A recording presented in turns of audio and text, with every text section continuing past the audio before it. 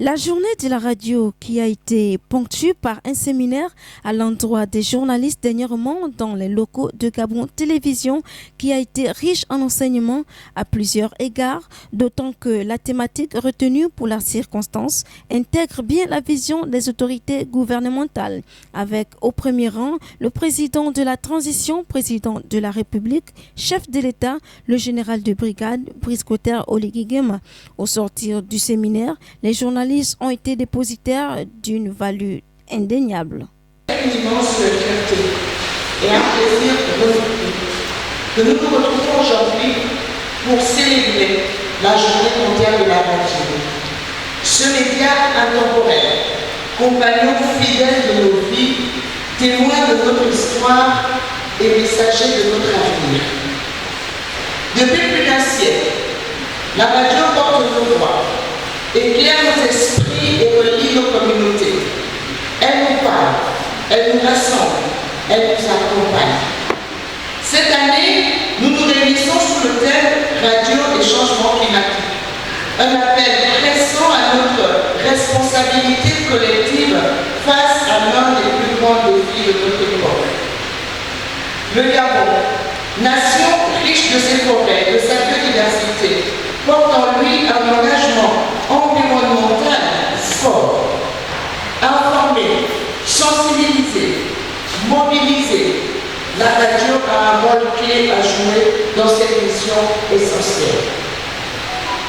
Mesdames et messieurs, dans un monde en mutation, les crises environnementales menacent nos vies et celles des générations futures. La radio se dresse comme un phare dans l'obscurité qui guide, un guide fiable face à l'incertitude. Elle est le premier média à alerter, le premier à informer, le premier à appeler à l'action. Simplement parce que la radio est le média le plus démocratique. C'est le média le plus répandu, que l'on peut avoir avec soi partout où l'on se trouve, que l'on soit en milieu urbain ou en milieu rural. On peut avoir sa radio pendant qu'on travaille au champ. Et on peut écouter la radio sans qu'elle ne focalise toute notre attention. C'est-à-dire qu'on peut l'écouter tout en faisant parfaitement autre chose. Et en l'écoutant, on est instruit, ce que l'on reçoit s'inscrit à la fois dans notre conscient et aussi dans notre subconscient.